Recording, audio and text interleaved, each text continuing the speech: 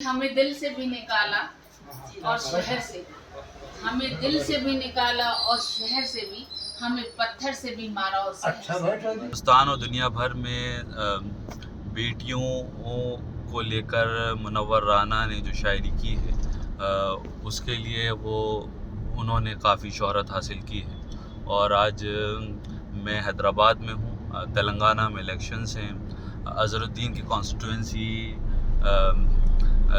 में हम लोग इस वक्त ट्रैवल कर रहे हैं और मेरे साथ मुनव्वर राना की बिटिया उरूसा राना है और यहाँ पर वो ऑब्ज़र्वर के तौर पर आई हैं। आपका बहुत बहुत शुक्रिया हमारे साथ जुड़ने के लिए। मैं आपसे ये जानना चाह रहा हूँ कि आप पिछले एक महीने से तकरीबन एक महीने से यहाँ पर हैं, तो आपने क्या ऑब्ज़र्व किया है तेलंगाना के इलेक्शंस को लेके, क्योंकि आप यूपी से आती हैं, वो एक बेल्ट बहुत अलग है। देखिए, लाजमी है, फ़र्क तो काफ़ी है क्योंकि मैं इससे पहले कर्नाटका के भी ऑब्जर्वर रही, गुजरात के भी इलेक्शन मैंने देखे, तो यहाँ का काफ़ी अलग है माहौल। लेकिन ये हमें देखने को मिला कि कांग्रेस चाह रहे हैं लोग यहाँ की कांग्रेस आए, लेकिन कुछ लोग बहुत डरे हुए हैं। जैसे आप देख सकते हैं कि यूपी में गुंडाराज है योगी का, है ना, लोग डरते हैं ज़बान खोलने से। तो यहाँ ओवैसी का बड़ा डर मैंने देखा है, क्योंकि उनका गुंडाराज तो मैंने देखा आंखों से। किस तरीके का डर? कि डर है कि वो जैसे वो ईडी और सीडी लगाते हैं, एफआईआर करते हैं, बंद करा जाता है, योगी जी बुलडोजर चलवाते हैं। यहाँ भी वो यही काम कर रहे हैं, ओवैसी साहब भी वही काम कर रहे हैं। तो वो डर बंधा हुआ है लोगों में, काफी देखने को मिला। लेकिन वो चाह रहे हैं कि कांग्रेस आए, क्योंकि वो नहीं चाहते कि रोडिज्म जो हो रहा है वो खत्म हो, गुंडाराज इनका, और कांग्रेस पार्टी ही आए यहाँ। अज़रुद्दीन की कॉन्स्टिट्यूंसी में आप रही हैं और यहाँ पर जो मैं आज से सुबह से घूम रहा हूँ, लोगों से जो बात की, तो एक बेसिक बात जो मेरे सामने ये आई है कि पहली बार ओवैसी ने यहाँ पर किसी मुस्लिम कैंडिडेट को उतारा है और एक मुस्लिम वोट बट रहा है यहाँ पर। तो आप जब लोगों से मिली हैं तो आपको क्या देखने को मिला है? देखिए, अल्हम्दुलिल्लाह रिस्पांस तो अच्छा मिल रहा है। बाकी तो वोट क्या करते हैं क्या नहीं करते हैं वो तो आफ्टर रिजल्ट ही पता चलता है। लेकिन कांग्रेस को अच्छा, अज़रुद्दीन साहब को अच्छा वो मिल रहा है।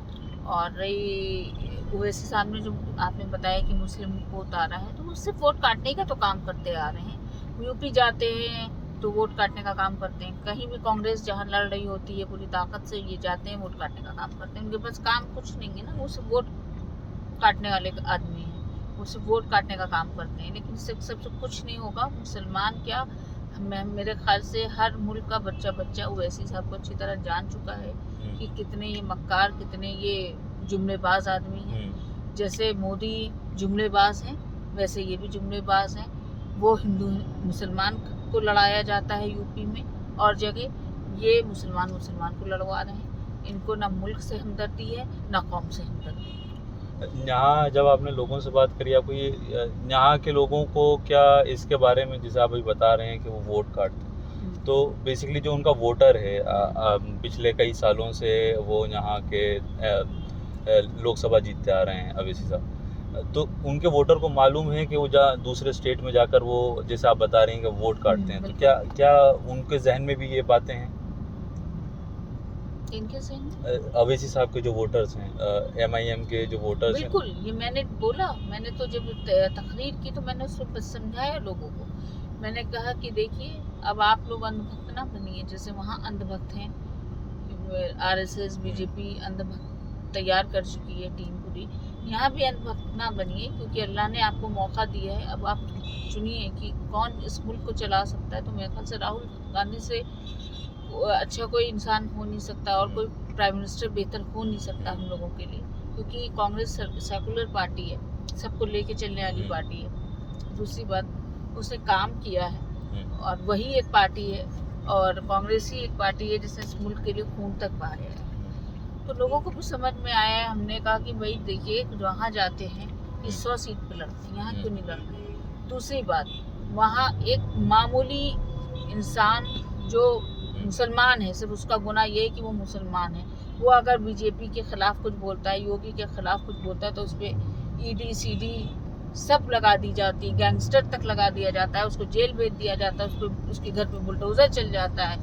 हाँ, तो ये होता है। तो ओवैसी साहब इतना खुल के बीजेपी को बकते हैं, अरबों रुपए के मालिक हैं, उन पे आज तक ईडी कोई कार्रवाई क्यों नहीं की बीजेपी ने? इससे साफ जाहिर होता है कि ये इन दोनों की मिली भगत है, ये दोनों एक हैं, पार्टी एक है।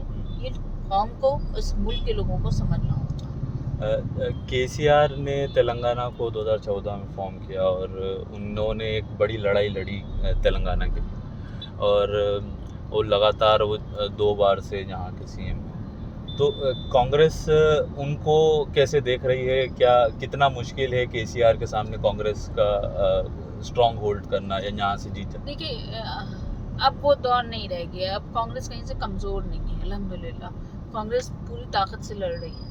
आप कर्नाटका में देखिए, राजस्थान में देखिए, जहाँ जहाँ हम लोग ने बनाए, तो हर जगह हम ताकत से लड़ रहे हैं, क्योंकि जो भारत जोड़ो यात्रा जो की राहुल जी ने, उससे बहुत फ़ायदा हुआ पार्टी को भी, और उससे काफ़ी कद भी बड़ा हो गया कांग्रेस का। तो है ही लाजमी, बड़ी पार्टी है हमारी, नेशनल पार्टी है, और बड़ा हो गया। लोगों को समझ में आया कि ये लीडर राहुल गांधी, ये है असली हमदर्द इस मुल्क का, हम लोगों का हमदर्द है, मोहब्बत करने वाला है। क्योंकि जो आदमी नफरत की दुकान कहे बंद करो और मोहब्बत की बात करो, मोहब्बत की दुकान खोलो, तो लाजमी है वो हमदर्द है हमारा। वो लड़वा नहीं रहा है, वो तो मोहब्बत की बात कर रहा है। तो हमें ऐसा प्राइम मिनिस्टर चुनना है, ऐसा लीडर चुनना है जो इस मुल्क में मोहब्बत की बात करे, है ना। हर आदमी को साथ को, हर कौम को साथ में लेके चले।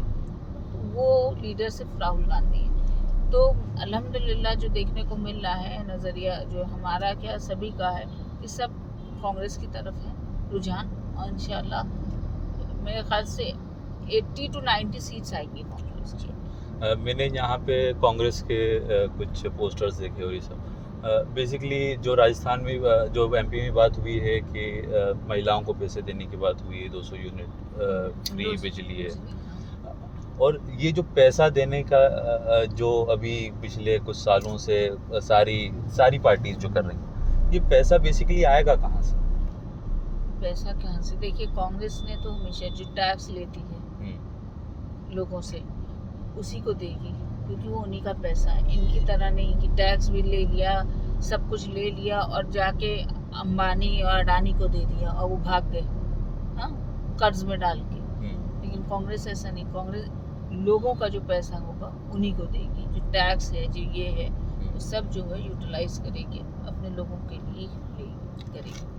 आप जैसे महिलाओं को 1500 रुपये देने की बात है, तो 2500 आप 2500 रुपये देने की बात, तो क्या लगता है कि क्या 2500 महीना इनफ है? क्या आप उससे बहुत कुछ चीज़ें सुधर जाएंगी उससे? देखिए, और कब तक दिया जाएगा ये, मतलब ये इसका क्या लिमिट क्या है?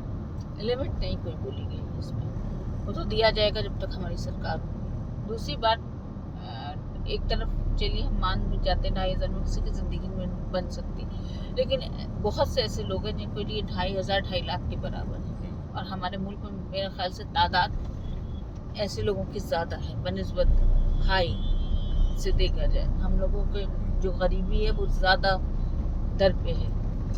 और दूसरी बात, ये 2500 तो औरतों को दिया जाएगा जो 35 से 40 साल की उम्र की होंगी, जो शादीशुदा 20, हाँ, और जो बुज़ुर्ग होंगी जैसे 60s प्लस जो होंगी उनको तो 4000 हम देंगे, और जो भी वो बूढ़े बुज़ुर्ग होंगे, आदमी होगा, उनको भी 4000 मिलेगा। तो कम से कम जिनको कुछ नहीं मिल रहा है उनको कुछ तो मिलेगा, उनकी कुछ तो आमदनी होगी। अब 60 साल का बताइए, कौन यहाँ MBA किए हुए, PhD किए हुए लोगों को जॉब नहीं मिल रही, पकौड़े तलवाए जा रहे हैं इस सरकार में। तो कम से कम 60 साल के ऊपर जो औरतें हैं उनको कम से कम 4000 तो मिलेंगे वैसे, उनका कुछ तो खर्चा निकलेगा उनके लिए। और भी चीज़ें कह रही है ना, सिर्फ यही तो नहीं कह रही है। जाति मकान की हम बात कर रहे हैं कि हम देंगे, और 200 बिजली यूनिट फ्री देंगे, और हम बस यात्रा महिलाओं को फ्री दे रहे हैं, बिल्कुल कहीं भी जाएं। टूटा जिनका घर है उनके रेनोवेशन के लिए हम देंगे पैसा 5 लाख। बच्चे पढ़ नहीं पा रहे हैं उसके लिए 5 लाख स्कॉलरशिप की बात की है। अगर कोई बीमारी आजारी आती है किसी को भी, तो उसके लिए 10 लाख का इंश्योरेंस हम दे रहे हैं तो गैस सिलेंडर हम दे रहे हैं, जो आज हम 1100 में 1200 में खरीदे, 500 में सिलेंडर दे रहे हैं। तो इतना सब कुछ तो हम कह रहे हैं, और उसके बाद जब पार्टी आएगी तो पार्टी और भी करेगी, क्योंकि जितनी स्कीम्स हिंदुस्तान में आज चल रही हैं, जो भी है, वो कांग्रेस की लाई हुई है। इन्हीं ने नाम बदले हैं, काम नहीं किया है किसी पार्टी ने। और कांग्रेस है वाहिद ऐसी पार्टी जिसने नाम तो दिया ही दिया है, काम भी किया है। हम इसको आखिर में लाएं, लेकिन बिना मुनव्वर राना के शेर के कोई चीज़ ख़त्म ना हो सकती, क्योंकि जितने भी मुशायरे मैंने उन्हें देखी, उन्हें सदारत करते हुए ही देखा है।